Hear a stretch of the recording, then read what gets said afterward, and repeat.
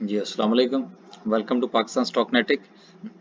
Video का दूसरा हिस्सा है कि जिसमें हम बात करेंगे चार्ट्स के हवाले से कि इंडेक्स के जो चार्ट्स हैं, जो कैंडल स्टिक्स हैं, वो क्या कह रही हैं। तो चलते हैं जी और देखते हैं क्या पोजीशन रही। आज के एस सी 100 में से निकले हैं 192 पॉइंट्स, जिसको हम तकरीबन को 200 पॉइंट्स कंसीडर कर सकते हैं। ऑल शेयर जो है इसमें से निकले हैं 96 पॉइंट्स, 100 पॉइंट निकले हैं इसमें से भी। KMI 30 की बात करें तो इसमें से निकले हैं 210 पॉइंट्स। अब देखिए, मेरा ये ज़ाती तौर पर ख्याल है कि KSE 100 में से जितने पॉइंट्स निकले हैं, आम तौर पर देखने में ये आया है और गुज़िश्ता भी हमारा ये एक्सपीरियंस रहा है कि इसमें से जितने पॉइंट्स निकले उसका तकरीबन तकरीबन मल्टीप्लाई बाय 2 जो है मोस्टली वो KMI 30 में से निकलते हैं। लेकिन आज ऐसा नहीं हुआ। KMI 30 में से भी तकरीबन उतने ही पॉइंट निकले हैं जितने के KSE 100 में है।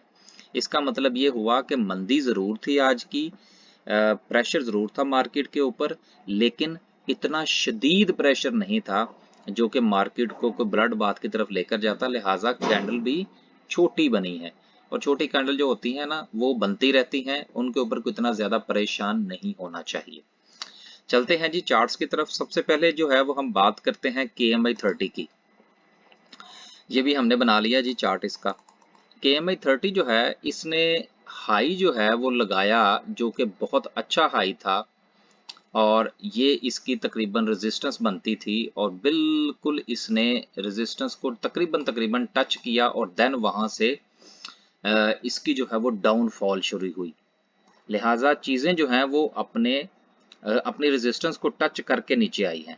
एक चीज़, दूसरी चीज़ ये है कि KMI 30 की अगर हम बात करें तो इसकी जो क्लोजिंग है, ये ज़रा इसका कलर मैं ज़रा चेंज कर लूँ।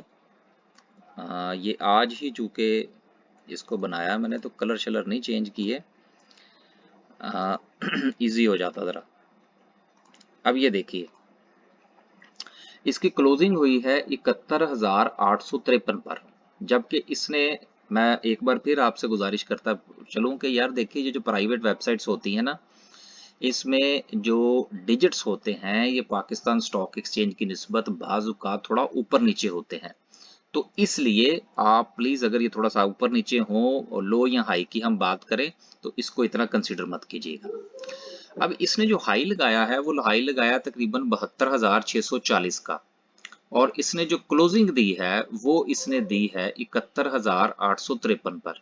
एक चीज, लेकिन अगर आप आज की कैंडल पर जरा गौर फरमाइए, इसने रेजिस्टेंस जरूर ली है जहां से इसको रेजिस्टेंस लेनी चाहिए थी, लेकिन इस कैंडल के नीचे जो विक है ये हमें थोड़ा सा समझ लीजिए कि हौसला देती है कि मार्केट के अंदर अभी बायर्स भी मौजूद हैं और मार्केट के ऊपर जाने के चांसेस अभी बाकी हैं। एक चीज, दूसरा ये है कि मार्केट का जो ट्रेंड है इस वक्त, वो आप यूं समझ लीजिए कि अगर आज मार्केट जो है वो KMI 30 की बात कर रहे हैं, अगर वो अपनी इस रेजिस्टेंस को छूने के बाद यहां पर वापस ना आती और बिल्कुल इसके नीचे ही क्लोजिंग दे देती, तो उस सूरत में हम ये कह सकते हैं कि KMI 30 जो है वो अपने न्यूट्रल जोन में दाखिल हो चुका है। क्योंकि जब तक ये जो काले रंग की लाइन हमने लगाई है ना सर, ये तकरीबन 72,640 पर है। ये KMI 30 की हम बात कर रहे हैं। जब तक ये इससे इसके ऊपर क्लोजिंग नहीं देता, मेरी नज़र में KMI 30 का जो इंडेक्स है वो पॉजिटिव नहीं होगा। इस वक्त अगर आप मुझसे पूछें, इसने तकरीबन 69,000 से 71,000 का सफर किया, 2,000 पॉइंट तकरीबन इसमें पड़ चुके हैं। क्या KMI 30 का ट्रेंड पॉजिटिव हो चुका है? नो। क्या अभी नेगेटिव है? यस। क्या ये न्यूट्रल था? यस। जब इसने टच किया तो उस वक्त ये न्यूट्रल के करीब था। एक बार फिर आपसे गुजारिश करता चलूं कि देखिए, सपोर्ट रेजिस्टेंस, इंडेक्स का नेगेटिव होना पॉजिटिव होना, ये कैंडल कैंडल के पॉइंट ऑफ व्यू से इसका कोई थंब रूल नहीं है। ये एक्सपीरियंस की बातें हैं, और पॉजिटिव होने का ये कतन मतलब नहीं है कि अब जो है वो आप इसके अंदर कूद जाएं। आगे चलते हैं जी और बात करते हैं इसके अंदर इंडिकेटर की। RSI देखते हैं तो वो क्या कहता है।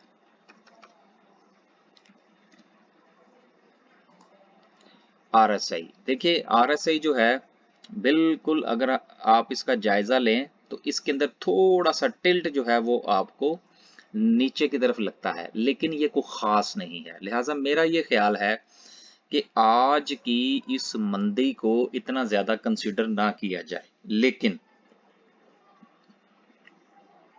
अगर कल कैंडल जो बनती है, कल से मुराद परसों वेनसडे वाले दिन, तो उस वो अगर कैंडल इस कैंडल को सपोर्ट करती हुई नीचे की तरफ जाती है, जो कि फिलहाल मुझे ऐसा नहीं लग रहा, मेरा ये ख्याल है कि मार्केट इंशाल्लाह यहां से अपवर्ड मूवमेंट देगी। मार्केट चूंकि न्यूट्रल जोन के काफी करीब है, RSI चूंकि 45 है, 45 और 50 के दरमियान 5 पॉइंट्स का फर्क होता है। मेरा ख्याल है कि मार्केट को अपने न्यूट्रल जोन की तरफ जाना चाहिए। ये हम KMI 30 की बात कर रहे थे। आगे चलते हैं जी और बात करते हैं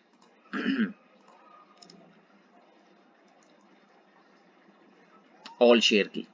देखिए एग्जैक्टली ऑल शेयर के साथ भी क्या हुआ कि हमने कल जो बात की थी कि इसकी जो रेजिस्टेंस है वो तकरीबन 30,865 के करीब है।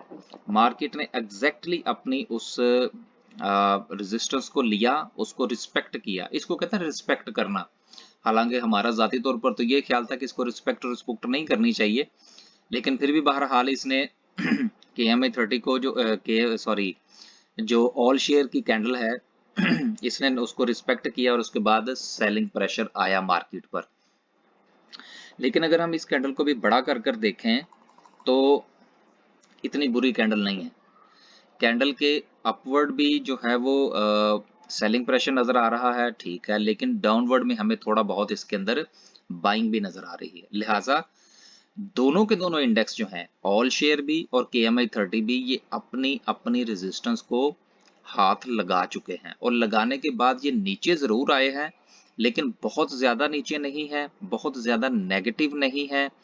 कोई 100 पॉइंट्स का फर्क है, मेरा ख्याल है कोई इतना खास फर्क नहीं है और इससे कोई इतना ज्यादा परेशानी वाली बात नहीं होनी चाहिए। इसकी अगर हम RSI की बात करें कि इसका RSI क्या कहता है,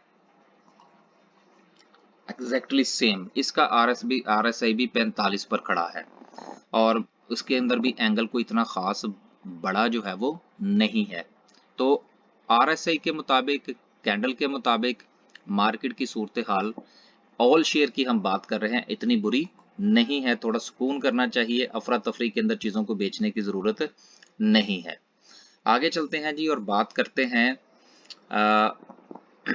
KSE 100 की। अलबत्ता KSE 100 जो है, इसमें अभी जो कैंडल है वो रेजिस्टेंस तक नहीं पहुंची। इसकी जो रेजिस्टेंस बन रही है हमारे पॉइंट ऑफ व्यू से, जैसा कि मैंने पहले आपसे गुजारिश की कि रेजिस्टेंस जो है किसी भी शेयर के हवाले से हो, इंडेक्स के हवाले से हो, उसका कोई थंब रूल नहीं है। अपने एक्सपीरियंस की बुनियाद पर आप जहां चाहें आप लाइन ड्रॉ करें। हमारा ये ख्याल है कि 45,243 जो है ये KSE 100 की एक स्ट्रॉन्ग रेजिस्टेंस है। लेकिन अभी फिलहाल मार्केट जो है वो वहां तक नहीं पहुंची, इसने उसको टच नहीं किया। और शायद इसकी एक और वजह ये भी है कि हमारे जो दूसरे दो इंडेक्स हैं जिसको अभी हमने डिस्कस किया है, जिसमें एक KMI 30 का था और दूसरा ऑल शेयर्स का था, वो दोनों जो हैं वो अपनी रेजिस्टेंस को टच कर चुके हैं और उसके बाद उनमें सेलिंग प्रेशर आया। शायद उसी का इम्पैक्ट जो है वो हमें KSE 100 को देखने को मिला और ये ज्यादा अपवर्ड मूवमेंट में नहीं जा सका। लेकिन इसकी जो कैंडल है वो भी बुरी नहीं है। अपवर्ड डाउनवर्ड दोनों तरफ देखें, सेलिंग भी मौजूद है, बाइंग भी मौजूद है। ये एक बात हकीकत है कि मार्केट की जो क्लोजिंग है वो नेगेटिव में हुई, लेकिन इसमें भी नेगेटिव इतनी ज्यादा स्ट्रांग नहीं है कि जिसकी बुनियाद पर हम ये सोच सकें कि जी बस उसके बाद पता नहीं क्या हो जाएगा। मेरा ये ख्याल है जाती तौर पर कि गवर्नमेंट की तरफ से कुछ थोड़ी सी क्लैरिफिकेशंस आएंगी IMF के हवाले से, तो शायद मार्केट जो है वो उसको पॉजिटिव सेंस में लेगी और मार्केट आगे बढ़ेगी। आगे चलते हैं जी और देखते हैं कि इसका जो RSI है वो क्या कहता है। RSI की बात करें तो इसका RSI भी 45 पे खड़ा है, क्योंकि तीनों कैंडल्स तकरीबन एक दूसरे के साथ मिलती जुलती हैं, इसलिए तीनों का RSI करीब है। तीनों के RSI का एंगल कोई इतना बुरा नहीं है जो कि डाउनफॉल को जाहिर करता हो। चलें यहाँ पर इसका मैकडी भी देख लेते हैं कि वो क्या कहता है, क्योंकि कल जब हमने बात की थी तो उस वक्त तो मैकडी ने बाय की कॉल जनरेट कर दी थी, जो कि अभी तक जो है मैकडी जो है वो इसका पॉजिटिव है। और एक जो अहम चीज होती है, मैंने उस दिन भी आपसे पहले भी गुजारिश की थी कि इसके बनने वाले ये जो हिस्टोग्राम्स होते हैं ये बहुत इंपॉर्टेंट होते हैं। ठीक है, कल का हिस्टोग्राम थोड़ा छोटा था, आज का हिस्टोग्राम बड़ा है। और हिस्टोग्राम का बड़ा होना और वो भी पॉजिटिव साइड पर, मैंने उस दिन भी गुजारिश की थी कि देखिए ये जो जीरो की लाइन होती है ना, जीरो से अगर नीचे बने तो हिस्टोग्राम नेगेटिव होते हैं, जीरो से ऊपर बने तो हिस्टोग्राम पॉजिटिव होते हैं। जितना बड़ा हिस्टोग्राम बनेगा उतनी ज्यादा स्ट्रेंथ को शो करता है। तो बहरहाल मैकडी जो है वो अभी भी एक स्ट्रॉन्ग बाय की कॉल जनरेट किए हुए है। इसका मतलब ये है कि मार्केट के अंदर उतार चढ़ाव जरूर है, लेकिन हालात इतने खराब नहीं है। ये उन दोस्त अहबाब के लिए है जो इंडिकेटर्स में मैकडी को फॉलो करते हैं, क्योंकि इतने इंडिकेटर्स हैं, हर बंदा अपनी मर्जी के इंडिकेटर यूज करता है। आने वाले दिनों में कुछ मूविंग एवरेजेस और इस किस्म के दूसरे इंडिकेटर्स जो हैं इंशाल्लाह उस पर भी हम बात करेंगे। बस आज के लिए सिर्फ इतना ही। आपको पता है कि हमारी कंसल्टेंसी सर्विस भी है, ये हमारा कॉन्टैक्ट नंबर है, आप इसके ऊपर भी राब्ता फरमा सकते हैं। लेकिन एक गुजारिश कि हमारे पास इनहेंस सर्विस में मज़ीद गुंजाइश नहीं है, लिहाजा उससे माजरत। अगर आप हमारे साथ बेसिक सर्विस में काम करना चाहते हैं तो मोस्ट वेलकम, आइए काम कीजिए। हमारे पास आने के लिए कोई रजिस्ट्रेशन फीस नहीं है। जिस तारीख को आप चाहे आएँ, कोई उसमें स्पेसिफिक डेट नहीं है, जब चाहे आएँ।